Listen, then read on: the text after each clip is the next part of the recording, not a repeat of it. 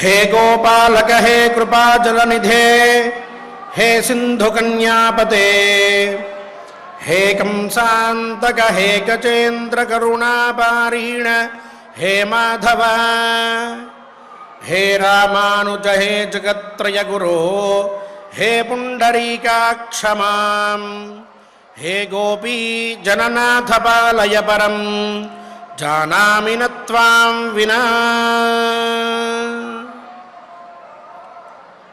ओम नमो वेदात्मकाय वेंकटेशाय। అఖండ భారత దేశంలో పరమ పవిత్రమైన ఆధ్యాత్మిక క్షేత్రంగా పురాణముల యందు కీర్తించబడిన నిత్యనూతనమై విరాజిల్లే తిరుమల క్షేత్రంలో శ్రీ వెంకటేశ్వర స్వామి వారి సన్నిధానంలో మనందరం కూడా మహాపవిత్ర గ్రంథంగా పంచమ వేదంగా పరిగణింపబడేటటువంటి భారత గ్రంథాన్ని ప్రతినిత్యం పారాయణ చేసుకుంటూ ఉన్నాం. ఇందులోని అరణ్యపర్వ అని వనపర్వ అనే పేరు కలిగిన జ్ఞానప్రద గ్రంథాన్ని మనందరం కూడా ప్రతి అక్షరం ఎలా అయితే వ్యాఖ్యానించబడిందో, ప్రతి విషయం ఏ విధంగా అయితే పూర్వాచార్యుల చేత చెప్పబడి ఉన్నదో ఆ మార్గాన్ని అనుసరిస్తూ చక్కగా మనం వ్యాఖ్యానం చేసుకుంటూ శ్రవణం చేస్తూ ఉన్నాం. ఆ విధంగానే పారాయణ చేసుకుంటూ ఉన్నాం. ఈనాటి పారాయణానికి సత్సంకల్పం చేసుకుందాం. జ్ఞానప్రదమైనటువంటి గ్రంథంలోని ఎన్నో అంశముల యందు మనకున్నటువంటి అనుమానాలన్నీ పోయి స్థితప్రజ్ఞత అనేది కలగాలి అని, ముఖ్యంగా ధర్మ విషయంలో మనందరికీ స్థితప్రజ్ఞత కలిగితే మన పాపములన్నీ కూడా పరిహారం అవుతాయి. కాబట్టి అటువంటి స్థితప్రజ్ఞతని మనకి ఇవ్వమని శ్రీనివాసస్వామి వారిని ప్రార్థిద్దాం. ఆయన ఆశీస్సులని పొందుదాం. ఓం నమో వెంకటేశాయ. విఘ్నేశ్వర ధ్యానం. నమస్తే గణనాథాయ గణానాం పతగే నమః. భక్తిప్రియాయ దేవేశ భక్తేభ్యః సుఖదాయక. శ్రీనివాస ధ్యానం అనంతవేద సంవేద్యం నిర్దోషం గుణసాగరం అతీంద్రియం నిత్యముక్తం శ్రీనివాసం భజే నిశం. శ్రీకృష్ణ ధ్యానం వందే నవఘనశ్యామం పీతకౌశేయవాససం సానందం సుందరం శుద్ధం శ్రీకృష్ణం ప్రకృతేః పరం. వ్యాసధ్యానం వేదవ్యాసం స్వాత్మరూపం సత్యసంధం పరాయణం శాంతం జితేంద్రియక్రోధం సశిష్యం ప్రణమామ్యహం. అథ సంకల్పః.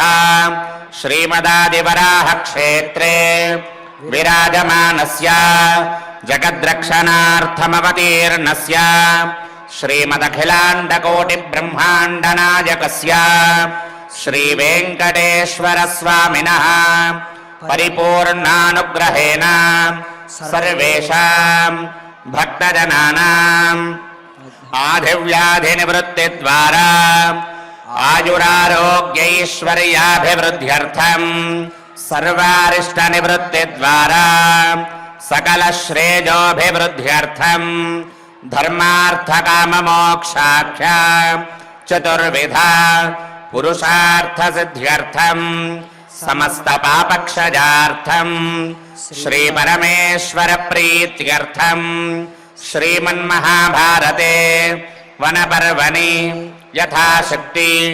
31ోऽధ్యాయాంతర్గత శ్లోకపారాయణం ఆచార్యముఖేన కరిష్యామహే.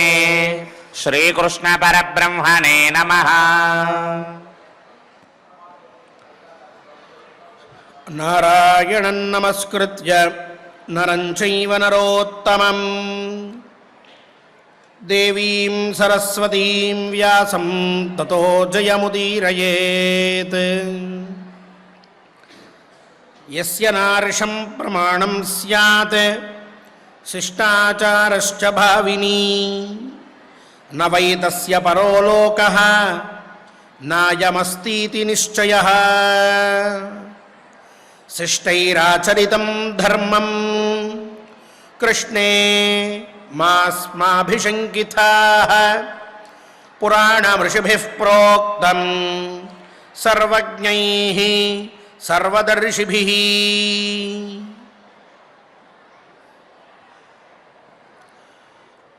ఆర్షం ప్రమాణముత్క్రమ్య ధర్మం న ప్రతిపాలయన్ సర్వశాస్త్రాతిగో మూఢః శం జన్మసు నవిందతి అన్న ప్రధానమైన శ్లోకాన్ని నిన్న మనం వ్యాఖ్యానించుకున్నాం.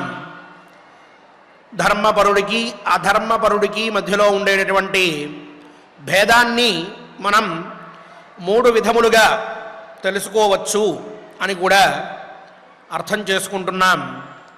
ఎవరి యందైతే ఋషులు చెప్పిన వాక్యముల మీద శ్రద్ధ ఉంటోందో, ఎవరైతే ధర్మాన్ని పాలిస్తూ ఉంటారో, ఎవరైతే శాస్త్రోల్లంఘనం చెయ్యరో అటువంటి వారు ధర్మాత్ములు. ఈ 3 పనులు ఎవరైతే చెయ్యరో వాళ్ళు అధర్మపరులు అని చెప్పుకున్నాం.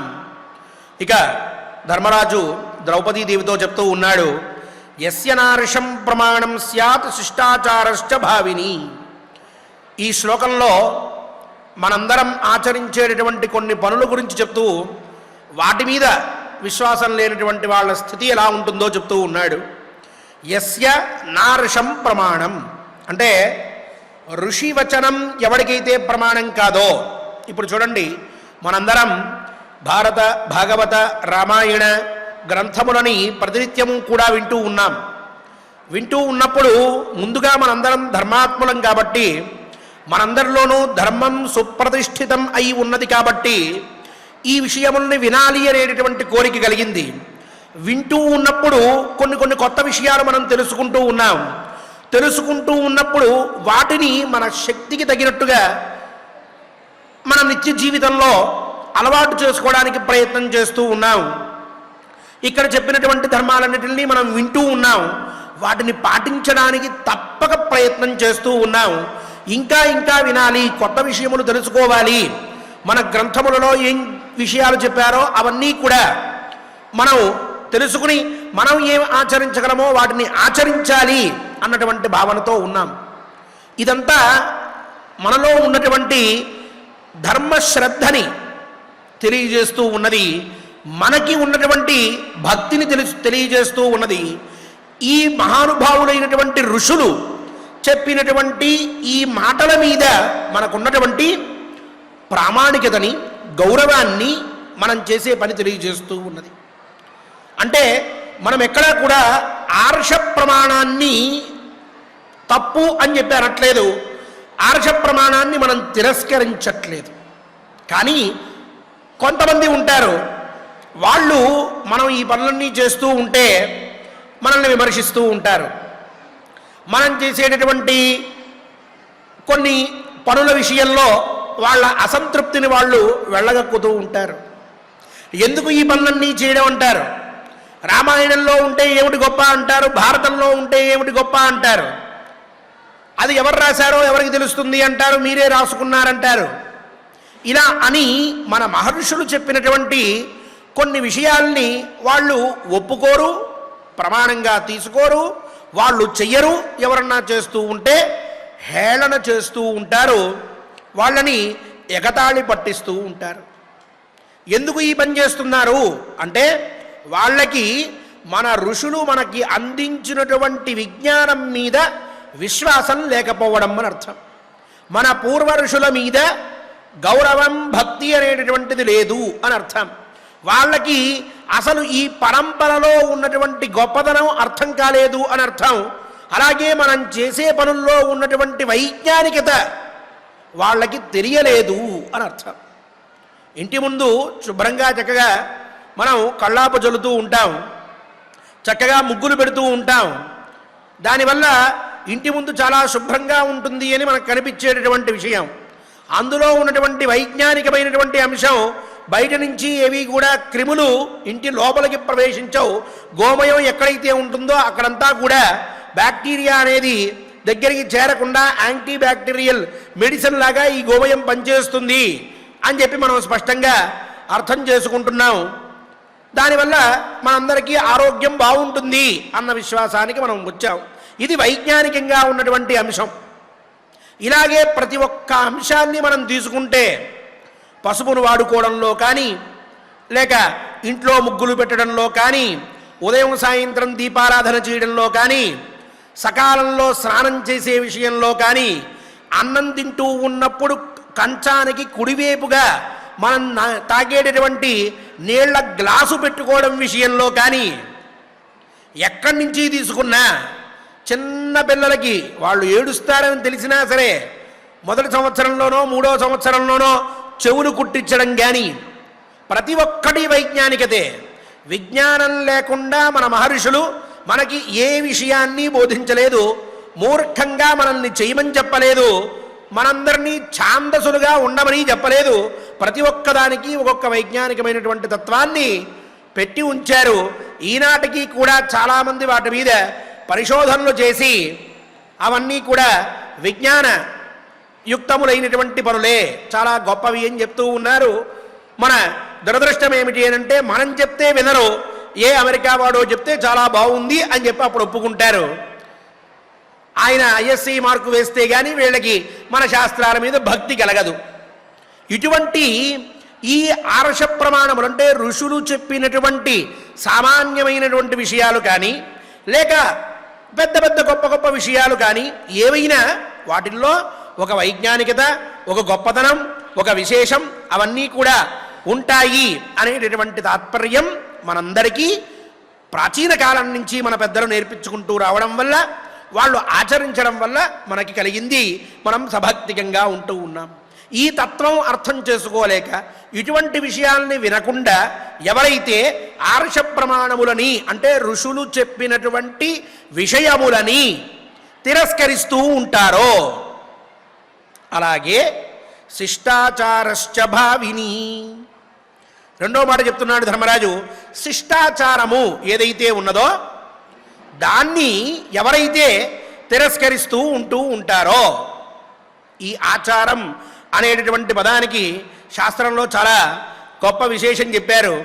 ఆంగిత్యుపసర్గస్య అవిచ్ఛేదో వ్యాప్తిరభిప్రేతోర్థ చార చరణం ప్రవర్తనం తేన కర్మసు అని చెప్పి మొదలుపెట్టి చాలా విశేషంగా ఈ ఆచారం అనేటటువంటి పదానికి అర్థం చెప్పుకుంటూ వచ్చారు.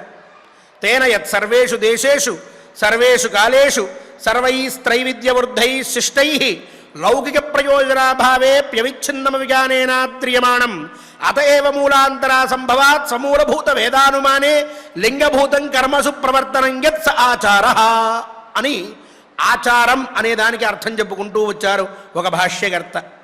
దీన్ని క్లుప్తంగా చెప్పుకోవాలి అని అంటే మనం చేసేటటువంటి పనుల్లో మన కంటికి కనిపించినటువంటివి కొన్ని ఉంటాయి.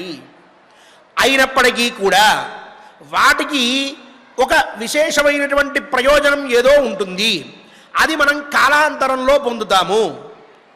ఆ కాలాంతరంలో అంటే ఎప్పటికో ఓ 10 ఏళ్లకో 15 ఏళ్లకో 2 ఏళ్లకో 2 రోజుల తర్వాతనో మనం పొందుతాము.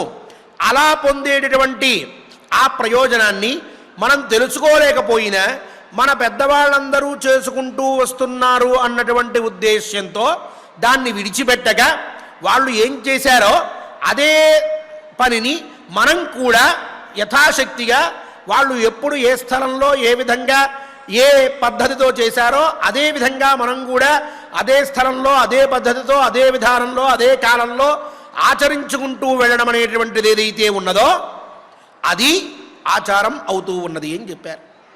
ఇటువంటి ఆచారం అంటే ఏదైనా సరే ప్రయోజనం అనేటటువంటిది 2 రకాలుగా ఉంటూ ఉంటుంది. ఒకరికి అన్నం పెట్టామనుకోండి, అతను అన్నం తింటాడు. అన్నం తిన్న వెంటనే నీకు ఏం కలిగింది అని మనం ఆ వ్యక్తిని అడిగామనుకోండి, అతను నాకు ఆకలి తీరింది అంటాడు. అంటే అన్నం తిన్న వెంటనే అతనికి ఆకలి తీరటం అనేటువంటి ప్రయోజనం చేకూరింది. ఇది కనిపించేటటువంటి ప్రయోజనం, లౌకిక ప్రయోజనం అంటారు దీన్ని. ఓ పని ఆ పనికి తగినటువంటి ఫలితం కళ్ళకు కనిపిస్తూ ఉండడం.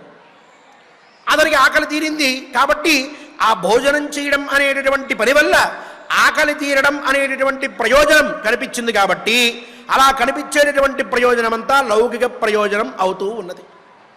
అదే అలౌకిక ప్రయోజనం అని చెప్పి రెండవ దాన్ని మనం విచారిస్తే, ఈ అలౌకిక ప్రయోజనం ఇప్పుడు మనం భగవంతుడి దగ్గరికి వెళ్ళి దండం పెట్టాం, ఏదో గుడికి ప్రతినిత్యం వెళ్తూ ఉన్నాం, నీకు ఏదైనా సరే విశేషమైనటువంటి ఫలితం కలిగిందా అంటే మనం చెప్పలేం, నాకు కలగలేదు అని చెప్తూ ఉంటాం. కానీ మనం వెళ్ళొస్తూ ఉంటాం. ఇన్నిసార్లు మనం భగవద్ దర్శనం చేయడం వల్ల మనకి ఒక పుణ్యం అనేటువంటిది ఏర్పడుతూ ఉన్నది. అది కాలాంతరంలో సంక్లిష్టమైనటువంటి పరిస్థితిలో ఉండి దిక్కుతోచక నాకు ఎవ్వరు శరణు అని చెప్పి అనుకుని నాకు సహాయం చేసేటటువంటి వాడే లేడా, నా బ్రతుకు ఇంతేనా, నేను ఇలా అయిపోతువాలా, నాకు ఏ రకమైనటువంటి సహాయం ఎవ్వరి దగ్గర నుంచి అందదా అని చెప్పి మనం చాలా బాధపడుతూ విపత్కరమైనటువంటి పరిస్థితిలో ఉండి దిక్కుతోచని పరిస్థితుల్లో కొట్టుమిట్టాడుతూ ఉంటే ఆ సమయంలో ఎవరొస్తారో ఎక్కడి నుంచి వస్తారో ఎలా చేస్తారో తెలియదు, మనకు సహాయం చేసి వెళ్ళిపోతూ ఉంటారు. అది మనకి ఆనాడు ఎవరో వచ్చి సహాయం చేశారు అని అనిపిస్తూ ఉంటుంది. కానీ ఇన్ని రోజులు మనం పూర్వం చేసినటువంటి ఈ పుణ్యం వల్ల ఈ పుణ్యమంతా మూటగట్టుకుని ఆ వ్యక్తి విషయంలో వచ్చింది అని మనం తెలుసుకోలేం, తెలుసుకున్నా నిరూపించలేం. లేక మన తదనంతరం ఉత్తమ లోకాలు మనకు కలుగుతాయి ఈ పుణ్యం వల్ల, అది మనం ఇప్పుడు తెలుసుకోలేం. కాబట్టి మనం చేసే పనికి ప్రయోజనం ఉన్నది, కానీ భోజనం దగ్గర కనిపించినట్లుగా ఈ పనుల్లో ప్రయోజనం మనకి సాక్షాత్తుగా కనిపించట్లేదు, మనం చెప్పలేకపోతూ ఉన్నాం, ఎవరికి చూపించలేకపోతూ ఉన్నాం. దాన్ని అలౌకిక ప్రయోజనం అని చెప్తారు.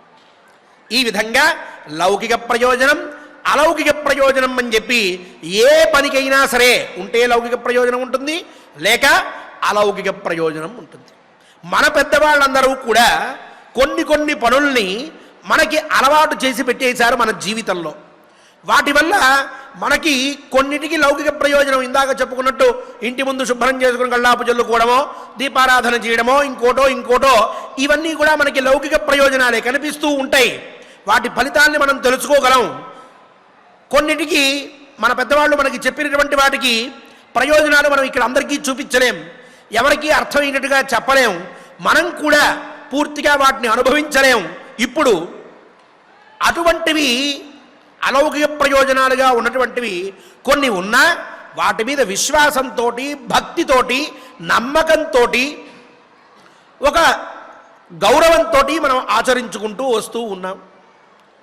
మన భారతదేశం ఈనాటికి సుభిక్షంగా ఉండడానికి ప్రధానమైనటువంటి కారణం ఏమిటి అంటే ఈ పెద్దలు చెప్పినటువంటి ధర్మాల్ని మనం విడిచిపెట్టకుండా ఆచరించుకుంటూ రావడం. ఫలితం కనిపించినా కనిపించకపోయినా ఆ ఫలితం కనిపించినటువంటి వాటి మీద మనం ఏవైతే విశ్వాసం పెట్టుకుని పనిచేస్తూ ఉన్నామో వాటినే ఆచారములు అని చెప్పారు శాస్త్రంలో.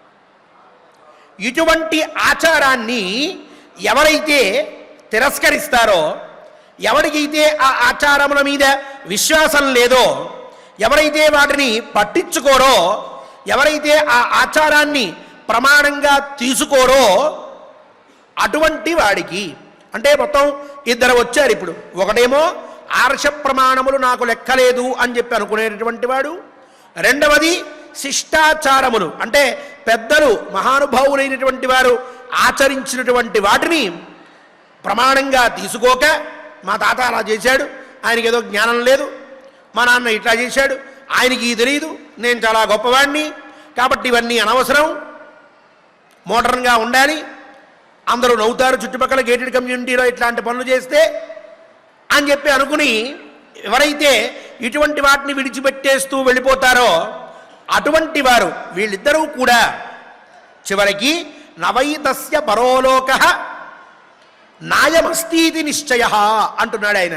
అంటే ఈ లోకంలో అతనికి ఏమాత్రము కూడా సుఖం లేదు, అలాగే పరలోకంలోనూ సుఖం లేదు.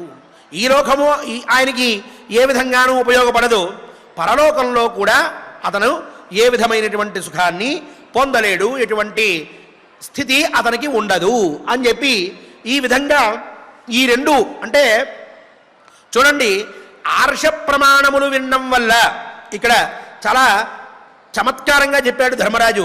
చాలా అత్యద్భుతమైన మాటను మాట్లాడాడు.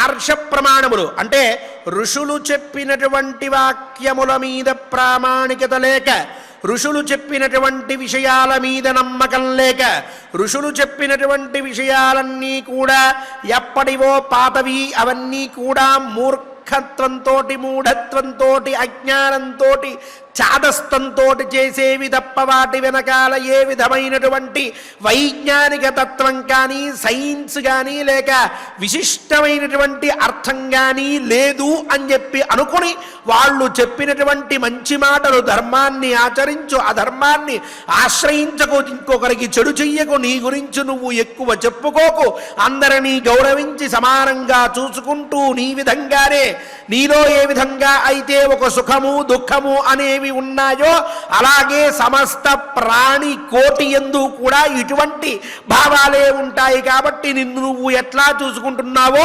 చుట్టుపక్కల ప్రపంచాన్ని కూడా అట్లానే చూసుకుంటూ ఉండు. వేరొకడి సొమ్ముని చూసినట్లయితే అది మట్టి అనేటటువంటి భావన పెట్టుకో, వేరొక స్త్రీని చూసినట్లయితే నాకు తల్లి అనేటటువంటి భావనతో నమస్కారం చేస్తూ ఉండు అనేటటువంటి జీవితానికి అత్యంత విశేషంగా ఉపయోగపడేటటువంటి ధర్మాల విషయంలో విశ్వాసాన్ని ప్రదర్శించక ఇవన్నీ కూడా తప్పులని, వాటిల్లో ఉన్నటువంటి లొసుగులని ఎతుకుదామని చెప్పి ఒక పెద్ద ప్రయత్నం చేస్తూ ధర్మాన్ని విశ్వసించినటువంటి వాడు ఎవడైతే ఉంటాడో అటువంటి వాడికి పరలోకం అనేటటువంటిది లేదు.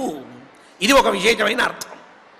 ఇక రెండవది శిష్టాచారం. అంటే మన పెద్దలందరూ కూడా తరతరాలుగా ధర్మం మీద విశ్వాసంతో, ఆచారం మీద ఉన్నటువంటి గౌరవంతో, మా తాతలు ముత్తాతలు వాళ్ళ ముత్తాతల దగ్గర నుంచి ఇవన్నీ కూడా ఆచరించుకుంటూ వస్తూ ఉన్నారు. కాబట్టి ఫలానా రోజున ఈ పండగ నేను ఈ విధంగా చేసుకుని తీరవలసిందే, ఈ రోజున ఈ విధంగా ఇక్కడికి వెళ్ళి నమస్కారం చేసుకుని రావలసిందే, ఇగో ఈ రోజున పెద్దలకి ఇట్లా బట్టలు పెట్టాల్సిందే అనేటటువంటి కొన్ని ముఖ్యమైన విషయాల మీద ప్రయోజనం కనిపించకపోయినప్పటికీ కూడా పెద్దలు అలా చేశారు కాబట్టి నేను కూడా అట్లానే ఆచరించాలి అనేటటువంటి విశ్వాసంతో ఎవరైతే చక్కగా ఈ పనులన్నీ చేసుకుంటూ శిష్టాచారాన్ని అనుసరిస్తూ ఉంటారో అటువంటి వారికి సర్వథా క్షేమము.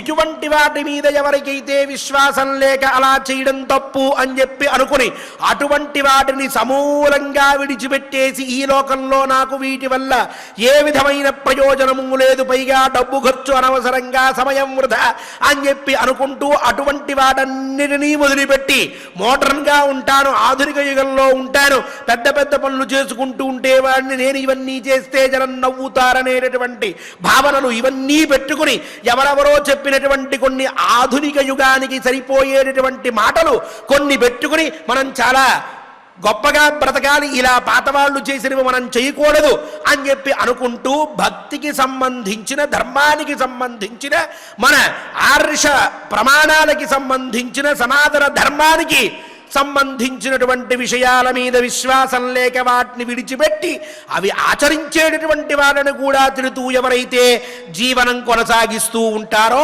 అటువంటి వాడికి ఈ లోకంలో సుఖం లేకుండా పోతూ ఉంటుంది.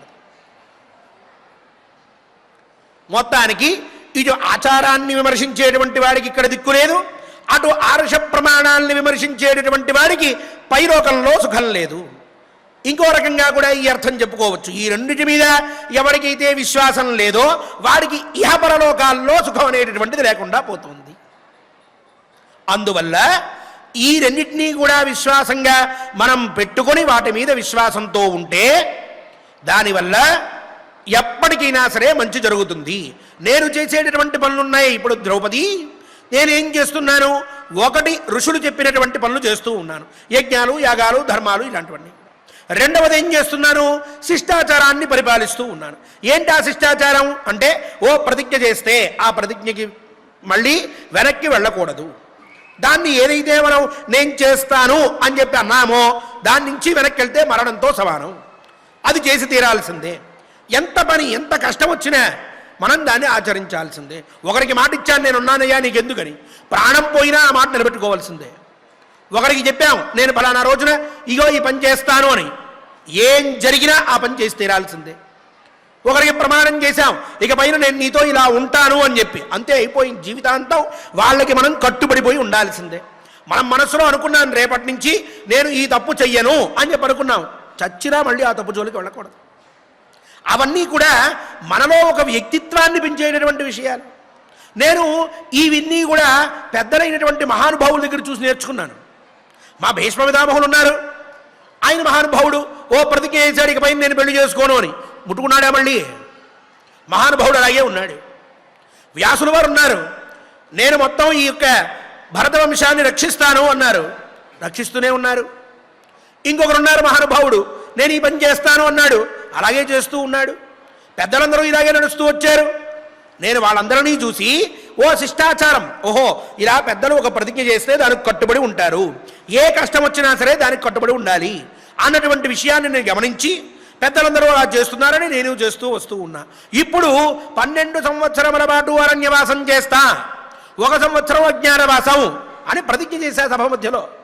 చేసిన తర్వాత ఇప్పుడు ఈ అరణ్యంలోకి వచ్చి కూర్చుంటే నువ్వేమో పదానికి శక్తి ఉంది, యుక్తి ఉంది, ఆ దుర్యోధనుడు చెడ్డవాడు కాబట్టి అటువంటి వాడిని ఉపేక్షిస్తావెందుకు, పదా వెళ్ళి వాడితో గొడవ పెట్టేసుకుందావు, నువ్వు గెలిచేస్తావు, వాడిని వెళ్ళి ఓడించేసేయి, మొత్తం రాజ్యాన్ని మళ్ళీ నువ్వే చేతుల్లోకి తీసుకో అని మాట్లాడుతూ ఉన్నావు. ఇలా చేస్తే ఏమవుతుంది? ప్రజ్ఞాభంగం అవుతుంది, ప్రతిజ్ఞాభంగం అవుతుంది. నేను పెద్దలందరూ చేసుకుంటూ వస్తూ ఉన్నటువంటి పని ఏదైతే ఉందో శిష్టాచారం అని చెప్పి పిలిచేటటువంటిది, మహానుభావులందరూ ప్రతిజ్ఞ కట్టుబడ్డం ధర్మంగా ఉండడం ఇటువంటివి, అటువంటి వాడన్నింటినీ కూడా ఒక్క క్షణంలో నేను అతిక్రమించేసినటువంటి వాడిని అవుతాను. అంటే శిష్టాచారాన్ని నేను ప్రమాణంగా తీసుకున్నటువంటి వాడిని కాను. అలా ప్రమాణంగా తీసుకోకపోతే నాకు వచ్చేటటువంటి కష్టం ఏమిటి?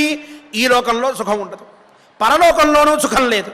నువ్వు చెప్తున్నది ఇప్పటికిప్పుడు నీకు సుఖం కావడం కోసం, కానీ ఈ లోకంలో శాశ్వతమైన సుఖం, పరలోకంలోనూ శాశ్వతమైనటువంటి సుఖం, ఈ రెండూ కూడా కలగాలి అని అంటే నేను చేయవలసినటువంటి పని ఏమిటి? శిష్టాచారాన్ని నిందించకూడదు, ఆ ప్రతిజ్ఞాభంగం చెయ్యకూడదు. అర్థమవుతోందా? ఇది తాత్పర్యం. ధర్మరాజు ఈ శ్లోకం ద్రౌపదీదేవికి వినిపించడంలో అలా చెప్తూ పైగా అంటున్నాడు, ధర్మ ఏవ ప్లవోనాన్య అంటూ చాలా విశిష్టమైనటువంటి వచనం చెప్తూ ఉన్నాడు.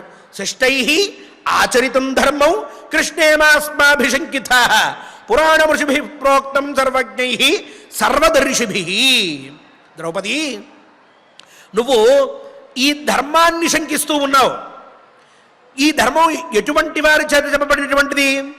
సర్వజ్ఞై సర్వదర్శిభి ఋషిభి ప్రోక్తం. సర్వజ్ఞులు, సమస్తాన్ని తెలిసినటువంటి వారు, సర్వదర్శిభి సమస్తాన్ని చూడగలిగినటువంటి వాళ్ళు. మనం కళ్ళ నుంచి ఇలా చూస్తే ఓ కిలోమీటర్ చూడగలమేమో గట్టిగా, మహా అయితే ఇంకో 5 కిలోమీటర్లు చూస్తావేమో, 50 కిలోమీటర్లు చూడగలమేమో ఎక్కడన్నా ఎత్తైన స్థలంలో కూర్చునుంటే. అంతకన్నా మనం పైకి చూడలేము. నిన్న ఏం జరిగిందో మనం అన్ని చోట్ల తెలుసుకోలేము, మొన్న ఏం జరిగిందో తెలుసుకోలేము, వారం క్రితం మనం ఏం చేసామో మనకే గుర్తుండదు. ఋషులు అట్లా కాదు, వాళ్ళు ఈ ప్రపంచంలో జరిగేటటువంటి ప్రతి విషయాన్ని వాళ్ళు తెలుసుకోగలరు, దాని యొక్క పర్యవసరాలు ఆలోచించగలరు, కార్యకారణ సంబంధం అనేటటువంటిది ఏమిటో తెలుసుకోగలరు, దానివల్ల వచ్చేటటువంటి పుణ్యపాపాల విషయాన్ని వాళ్ళు స్పష్టంగా అంచనా వేయగలరు. అటువంటి మహానుభావులు, అంతా తెలిసి అంతటినీ చూడగలిగేటటువంటి వాళ్ళు చెప్పినటువంటిది ఏదైతే ఉన్నదో ధర్మం, ఆ ధర్మాన్ని నువ్వు ఇప్పుడు శంకిస్తూ ఉన్నావు, ఆ పని చెయ్యవద్దు. అది ఈనాటికి ఈనాడు పుట్టుకొచ్చినటువంటి ధర్మం కాదు, పురాణం. అంటే పురా అపి నవం పురాణం అని పురాణ శబ్దార్థం. ఎప్పుడో జరిగినప్పటికీ కూడా, ఎప్పటికో కాలానికి సంబంధించింది అయినప్పటికీ కూడా ఈనాటికి కూడా మనకు కొత్తగానే కనిపిస్తూ ఉంటుంది మన భారతంలాగా. చూడండి, ఈనాడు మనం భారతం చెప్పుకుంటూ ఉన్నా ఇప్పుడు ఈ లోకంలో జరిగేటటువంటి ప్రతి విషయాన్ని కూడా మనం ఇక్కడ అన్వయించుకుని ఇలా జరుగుతోంది కాబట్టి ఇలా చేసుకోకూడదు, ఇలా జరుగుతోంది కాబట్టి ఇలా ఉండకూడదు అని చెప్పి మనం స్పష్టంగా అన్వయించుకుని వెళ్తూ ఉన్నాం. కొన్ని వేల సంవత్సరముల క్రితం ఉన్నటువంటి గ్రంథం కూడా ఈనాటికి మనకి కొత్తగా కనిపిస్తూ ఉన్నది, కొత్తగా వినిపిస్తూ ఉన్నది, కొత్త దారిని చూపుతోంది.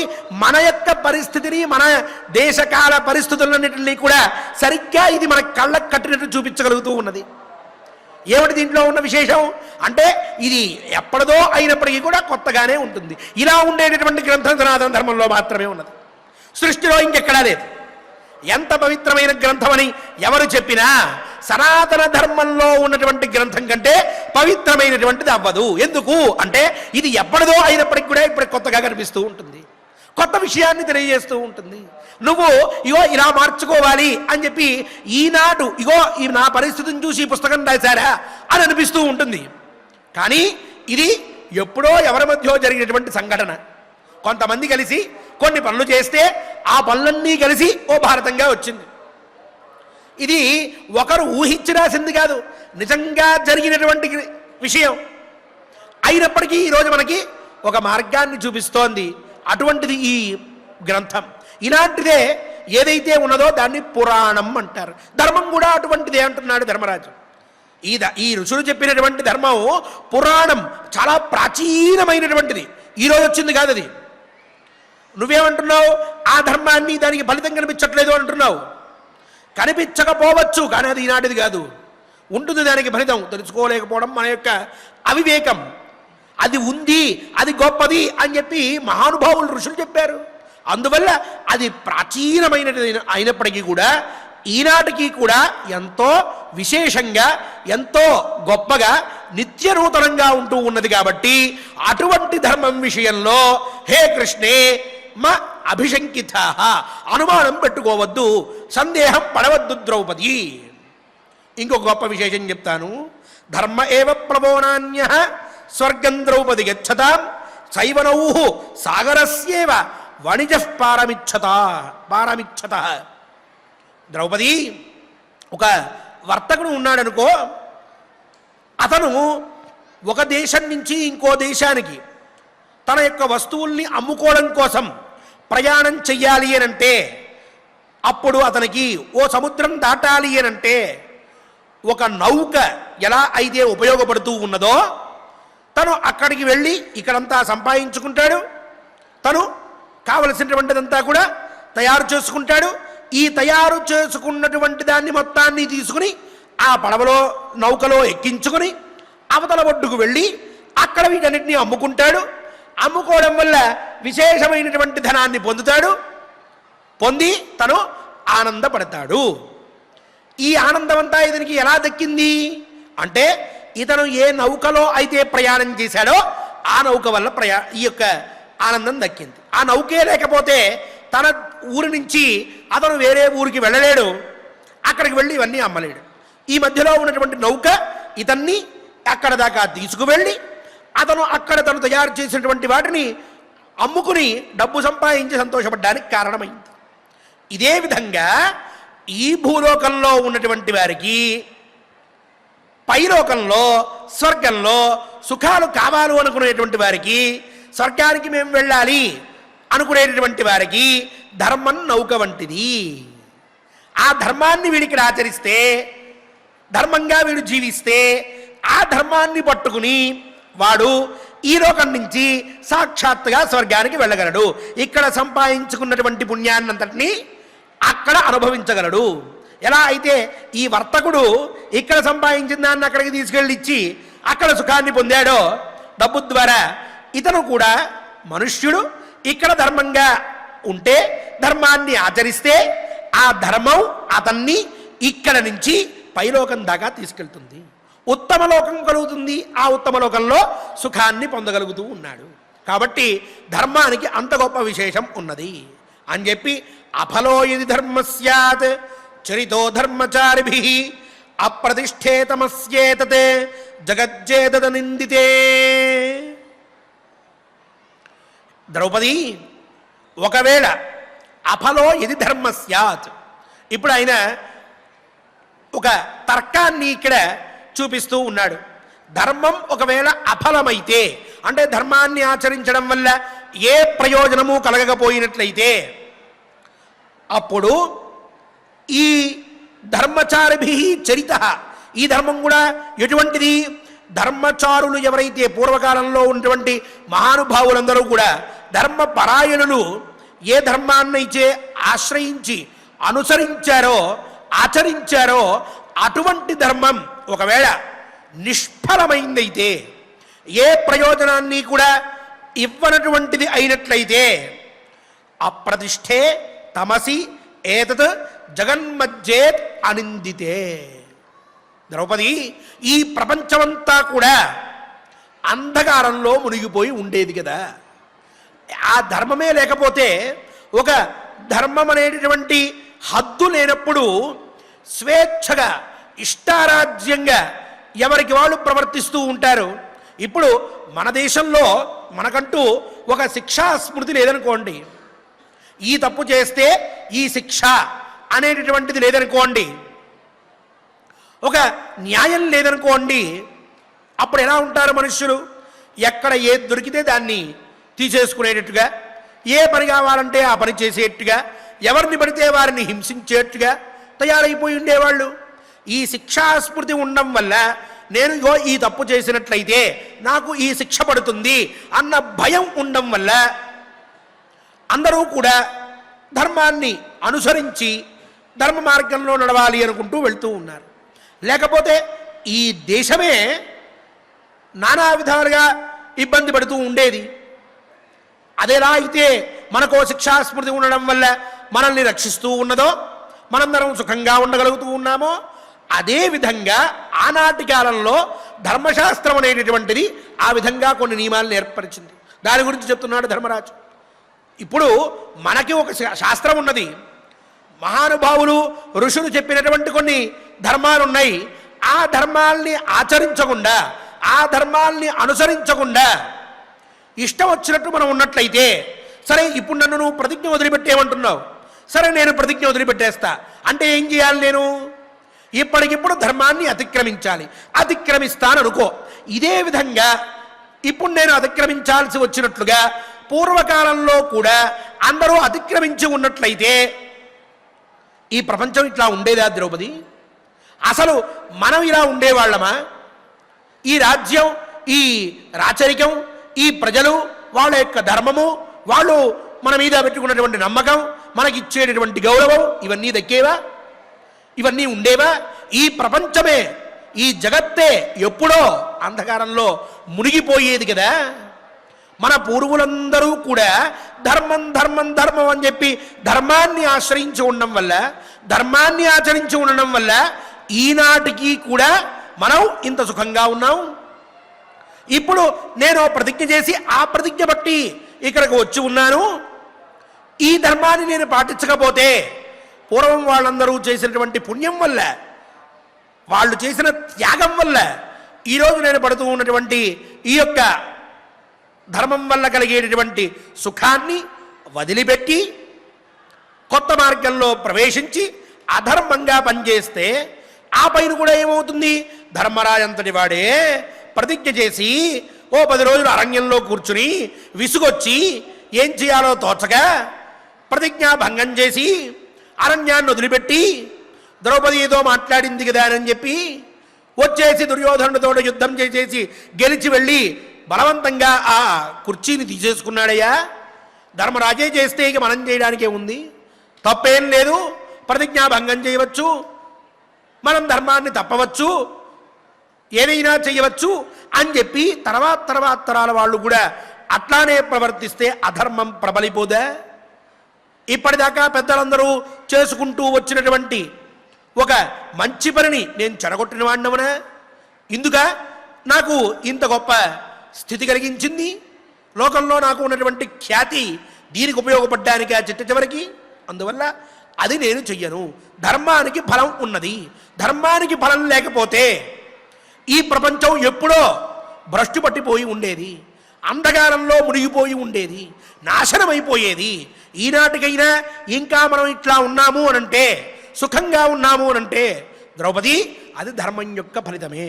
కాబట్టి ధర్మానికి ఫలం ఉంది అనేది ముందు తెలుసుకోవలసినటువంటి పని అని చెప్పి నిర్వాణన్నాధిగచ్చేయు జీవేయు పశుజీవికాం విద్యాంతే నైవయుజ్యేయు నచార్థం కేచిదాప్నుయు అంటున్నాడు. ధర్మమే లేకపోతే నిర్వాణం నాధిగచ్చేయు. ధర్మాత్ములైనటువంటి వారు మోక్షాన్ని పొందలేకుండా ఉండేవారు. ఎంతమంది మోక్షాన్ని పొందారు?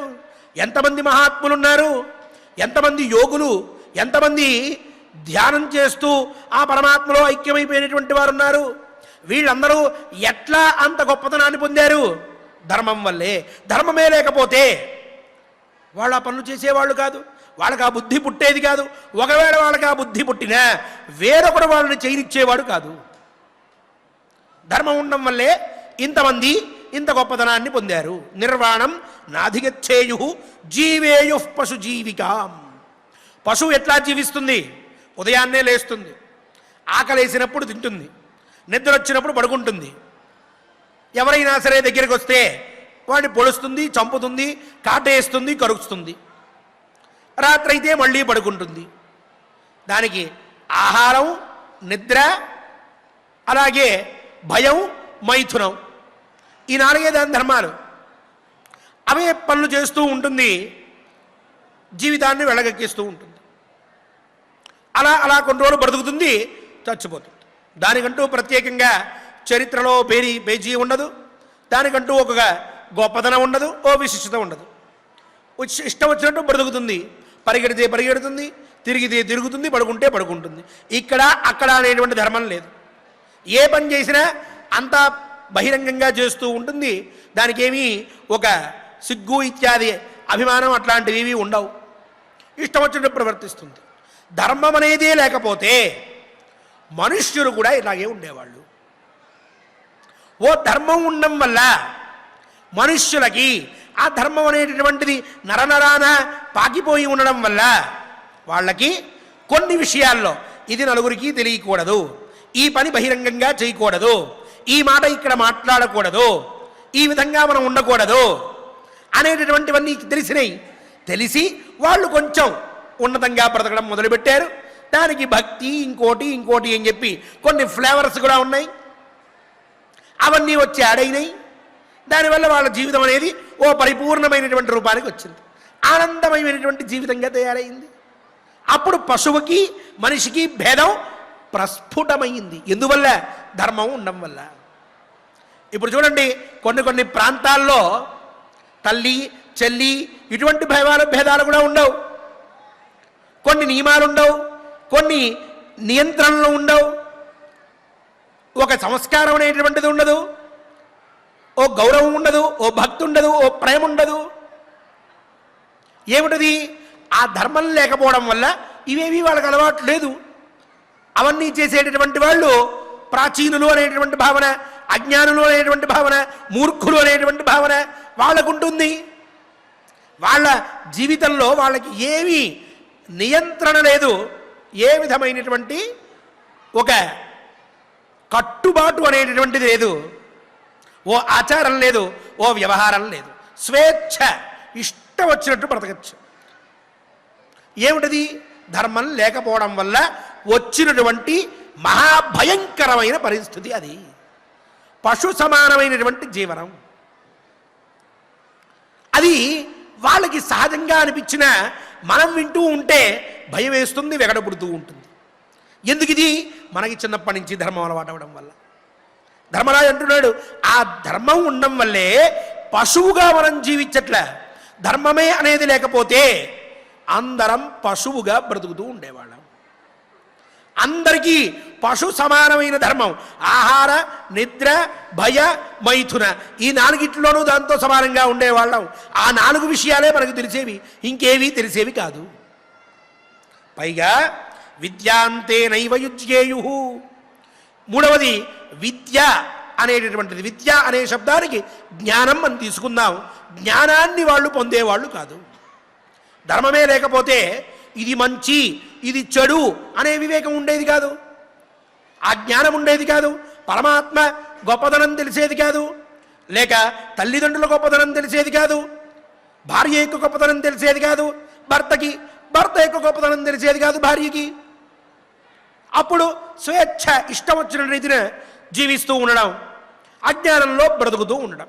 విద్య అనేటువంటి జ్ఞానం లేకపోతే అజ్ఞానమే. విద్యయా అమృతమశ్నుతే అని చెప్తోంది ఉపనిషత్తు.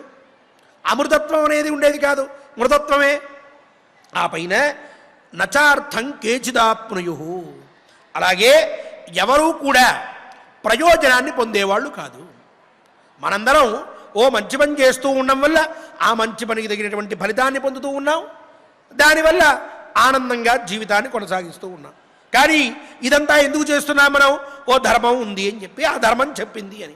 ధర్మమే లేకపోతే ఫలితాన్ని పొందడానికి ప్రయత్నము చేయం, ఆ ఫలితాన్ని మనం పొందాం, దానివల్ల ఎటువంటి సుఖాన్ని మనం పొందలేకుండా ఉండేవాళ్ళం.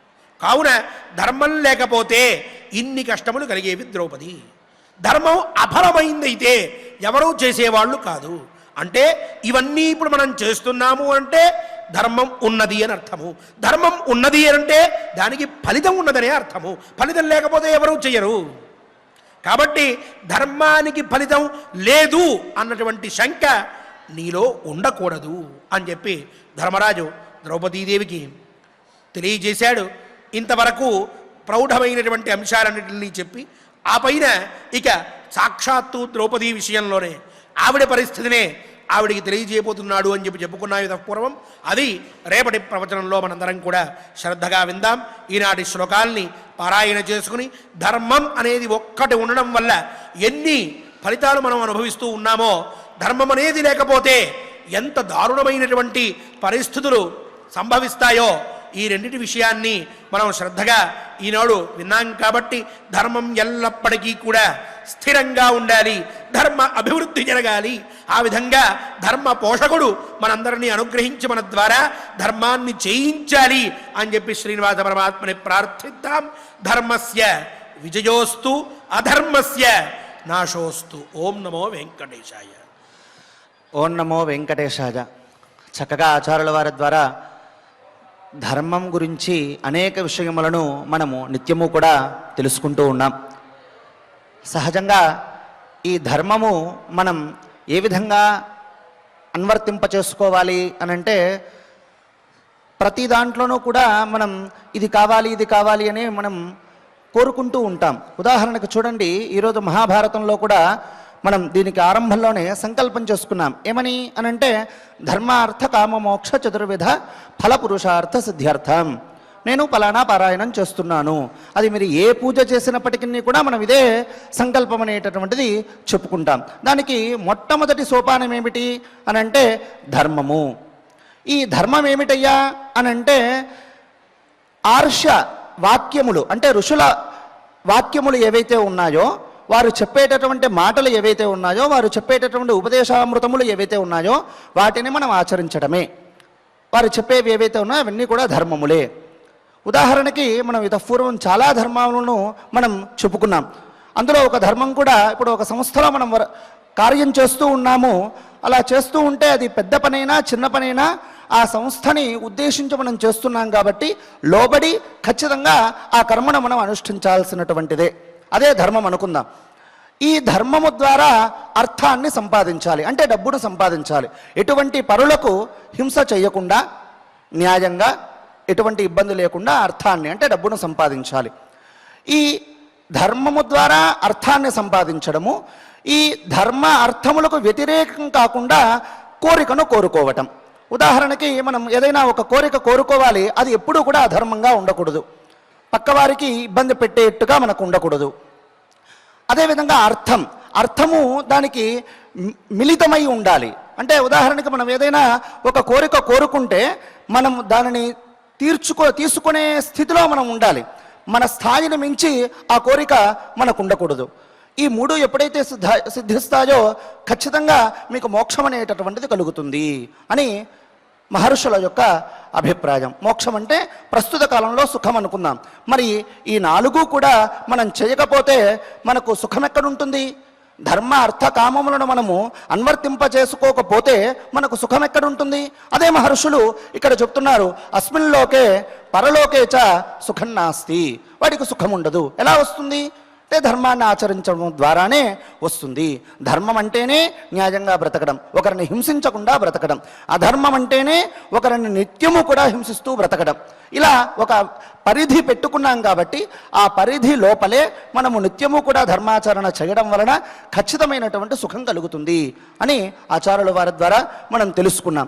ఒకవేళ అలా జరగకపోతే, మనం అలా చేయకపోతే కేవలము పశువుతో సమానము. దానికి జ్ఞానం ఉండదు, మనకు ఉండి ప్రయోజనం లేదు, దానిని దుర్వినియోగం చేసుకుంటున్నాం అనే దాని యొక్క తాత్పర్యం. అంతటి మహత్తరమైనటువంటి ఈ శ్లోకములను మనం వనపర్వాంతర్గత మహాభారతాంతర్గత వనపర్వంలో 22వ శ్లోకం నుండి మనం ఇప్పుడు పారాయణం చేసుకుందాం.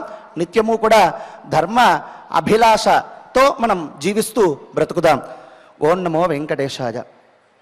యస్య నార్షం ప్రమాణం స్యాత్, యస్య నార్షం ప్రమాణం స్యాత్, శిష్టాచారశ్చ భావిని, శిష్టాచారశ్చ భావిని, న వై తస్య పరో లోకః, న వై తస్య పరో లోకః, నాయమస్తీతి నిశ్చయః, నాయమస్తీతి నిశ్చయః, శిష్టైరాచరితం ధర్మం, శిష్టైరాచరితం ధర్మం, కృష్ణే మాస్మాభిశంకితాః, కృష్ణే మాస్మాభిశంకితాః, పురాణమృషిభిః ప్రోక్తం, పురాణమృషిభిః ప్రోక్తం, సర్వజ్ఞైః సర్వదర్శిభిః, సర్వజ్ఞైః సర్వదర్శిభిః, ధర్మ ఏవ ప్లవో నాన్యః, ధర్మ ఏవ ప్లవో నాన్యః, స్వర్గం ద్రౌపది గచ్చతాం, స్వర్గం ద్రౌపది రక్షతా, సైవ నౌ సాగరస్యేవ, సైవ నౌ సాగరస్యేవ, వనిజః పారమిచ్చత, వనజః పారమిచ్చతః, అఫలో యది ధర్మ స్యాత్, అఫలో యది ధర్మ స్యాత్, చరితో ధర్మచారిభిః, చరితో ధర్మచారిభిః, అప్రతిష్ఠేతమస్యేతత్, అప్రతిష్ఠేతమస్యేతత్, జగన్మజ్జేద నిందితే, జగన్మధ్యేన నిందితే, నిర్వాణన్నాధిగచ్ఛేయుః, నిర్వాణన్నాధిగచ్ఛేయుః, జీవేయుః పశుజీవికాం, జీవేయుః పశుజీవికాం, విద్యాంతేనైవ యుజ్యేయుః, విద్యాంతేనైవ యుజ్యేయుః, న చార్థం కేచిదాప్నుయుః. ప్రచార్థం కేచిదాప్నుయుః. ఓం నమో వెంకటేశాయ. శ్రీనివాసస్వామి వారి పరిపూర్ణ అనుగ్రహం పొందడానికి మనకి ఉన్నటువంటి మరొక ఉపాయం గోవిందనామ సంకీర్తనం. శ్రీ రాజేష్ గారు మరియు ఇతర హనుమాచార్య ప్రాయుటి కళాకారులందరూ కూడా సంసిద్ధులుగా ఉన్నారు. చక్కగా వారితో కలిసి గోవిందనామ సంకీర్తనం చేసుకుందాం. ధర్మ సంస్థాపకుణ్ణి మనసారా వేడుకుందాం. ఓం నమో వెంకటేశాయ.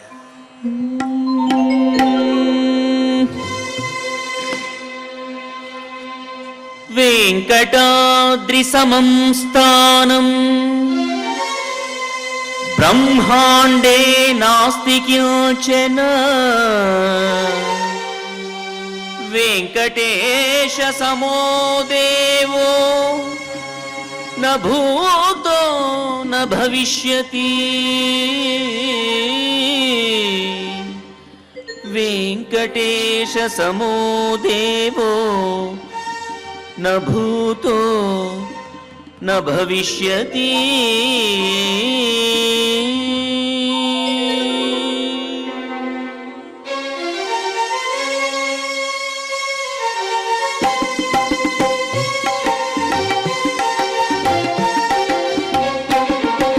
శ్రీ శ్రీనివాస శ్రీ వెంకటేశ భక్తవత్సల భాగవత ప్రియ నిత్య నిర్మల నీలమేఘ శ్యామ పురాణ పురుష పుండరీకాక్ష నందనందన నవనీత చోర పశుపాలక శ్రీ పాప విమోచన దుష్ట సంహార దురిత నివారణ శిష్ట పరిపాలక కష్ట నివారణ గోవింద.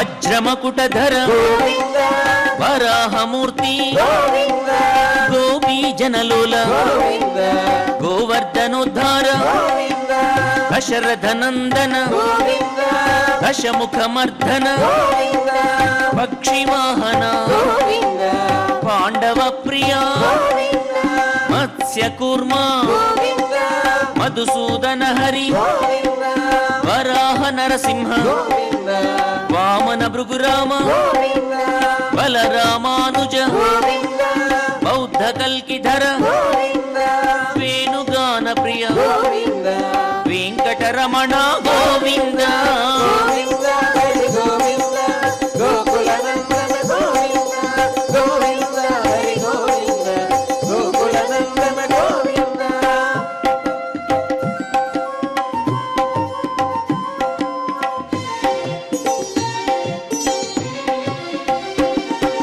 సీతానాయక శ్రిత పరిపాలక దరిద్ర జన పోషక ధర్మ సంస్థాపక అనాథ రక్షక ఆపద్బాంధవ శరణాగత వత్సల కరుణాసాగర కమలదలాక్ష కామిత ఫలద పాప వినాశక పాహి మురారే శ్రీముద్రాంకిత శ్రీవత్సాంకిత ధరణీ నాయక దినకర తేజ గోవింద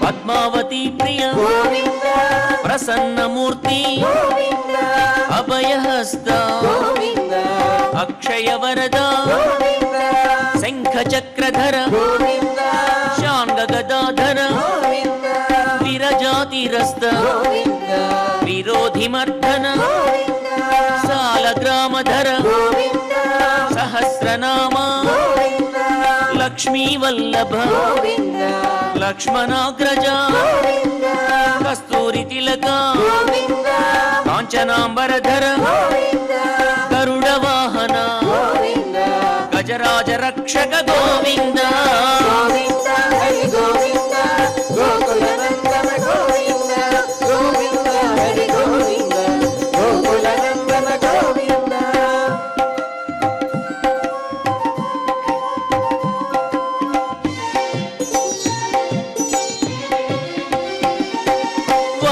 సేవిత వారధి బంధన సప్తగిరీశ ఏక స్వరూప శ్రీరామకృష్ణ రఘుకుల నందన ప్రత్యక్ష దేవ పరమదయాకర వజ్ర కవచధర వైజయంతిమాల వడ్డికాసులవాడ వసుదేవతనయ బిల్వపత్రార్చిత భిక్షుక సంస్థుత శ్రీ పుంరూప శివకేశవమూర్తి గోవింద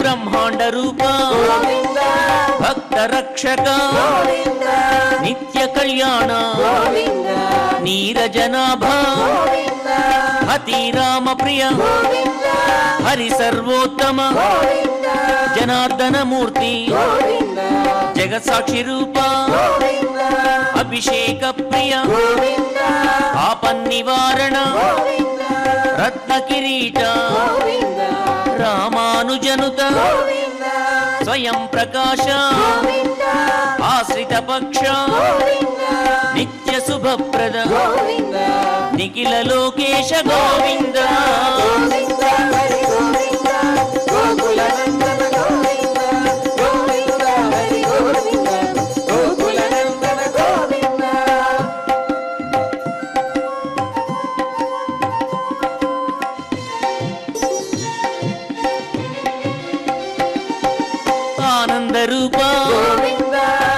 ఆద్యంతరహిత ఇహ పరదాయక ఇవరాజ రక్షక పరమదయాళు పద్మనాభహరి తిరుమల వాస తులసీవనమాల శేషసాయినే శేషాద్రి నిలయ మత్స్యావతార ఏడుకొండలవాడ గోవింద గోవింద హరి గోవింద గోకుల నందన గోవింద గోవింద హరి గోవింద గోకుల నందన గోవింద గోవింద హరి గోవింద గోకుల నందన గోవింద గోవింద హరి గోవింద గోకుల నందన గోవింద గోవింద హరి గోవింద గోకుల నందన గోవింద గోవింద హరి గోవింద గోకుల నందన గోవింద గోకుల నందన గోవింద